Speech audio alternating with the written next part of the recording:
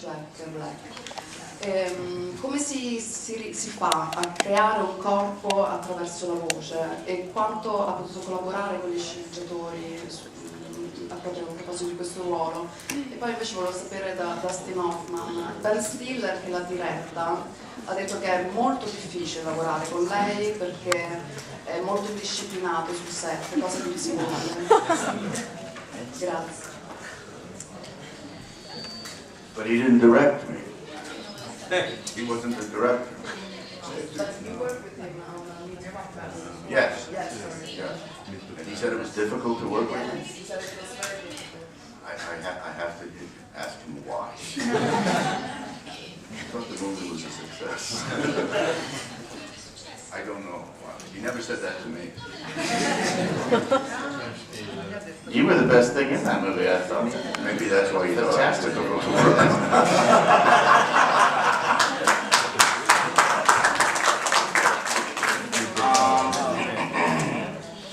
What was the question? How do I create a body with a voice? I didn't really think about that.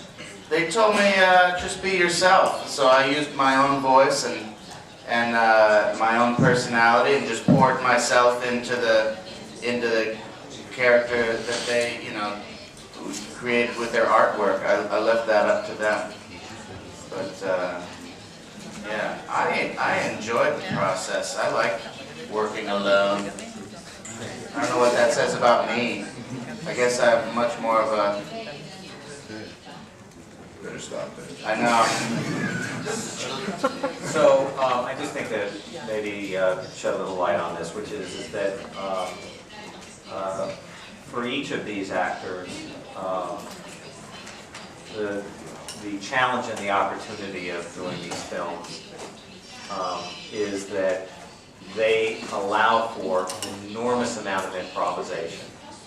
And I think the reason why people always see so much of these amazing actors in these films is because the animators embrace that improvisation, the directors do, and to have them in a very safe place, alone in a recording studio, and really freeing them to try many, many different things is why I think these films are so special and why they capture the talent of these artists. And even when it comes to how the film is adapted, there's an enormous amount of improvisation that he has brought to the film. And I hate the word dubbing because I think it demeans the contribution that has been made by the Italian cast in adapting this film here, because they're not just replicating word for word, vocal for vocal, what the actors have done. They're bringing their own interpretation to it, and that's what a great director does here in adapting the film. If I may, it's interesting, and I don't know whether Mr. Katzemberg had anything to do with this. I've never asked him, but each actor, myself included, was asked by the director when we went into the room with a microphone, and there's nothing else in the room but the director and the writer and the sound people behind the glass. And you're doing it over and over again. And Jeffrey said you're trying each different way. Before we started, they said we have a camera above you, and it records you during the session. It's a film camera. Is that your idea? Yeah, we've been doing it for decades. It ain't a bad idea. It's a very good idea, because when you're acting, even if it's just the microphone, you use your hands without knowing it. Your face changes, whatever, you're not aware of it. They then give that film of what you've done to the, as I understand it, to the animators, and the animators then build, as they did. I certainly know Jack. They built that character around the performance that he was creating. In fact, the character that he was creating, even though they had the image of the Panda, whatever he was doing was fused with that image. And that's interesting. And that may be the beginning of very sophisticated animation. In other words, I think you start to go into my imagination goes, you start to do satire satires, caricatures, say like Oye did with lawyers and judges. I mean, it's extraordinary the possibilities. Prego. Devo fare una domanda per Mr. Katzemberg, sono Gabriele Agnola, Part4 Italia. Volevo sapere, recentemente lei si è lamentato della troppo lenta adozione delle sale da parte della tecnologia 3D. Volevo sapere se la situazione la ritiene ancora assolutamente insoddisfacente in previsione del 2009 e quali tra i tre standard che stanno proponendo secondo lei ha un modello di business abbastanza efficiente da potersi stabilire come definitivo. Well, so I think there is a standard that has been accepted on a worldwide basis. It's a very, very high standard that we're very, very comfortable with in terms of projection and glasses. The rate of adapting digital and therefore 3D into cinemas remains a big issue and a challenge. There is momentum to it. There is, you know, some very Scusami, da quale standard fa riferimento? Parla della Real D? Yes. Well, there are several systems, and Real D is the one that has been most highly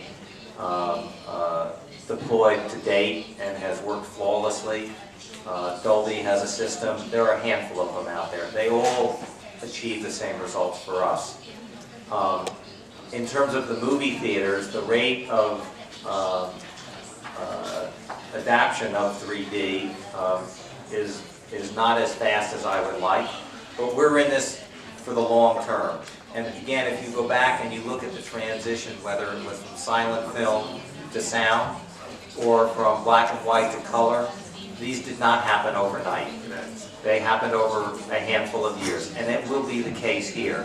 But since DreamWorks' Monsters vs. Alien is the first film, obviously, you know, I remain concerned about, on a worldwide basis, will we be able to bring this to audiences as widely as we would hope, you know, we had hoped to do in this, and that's the question.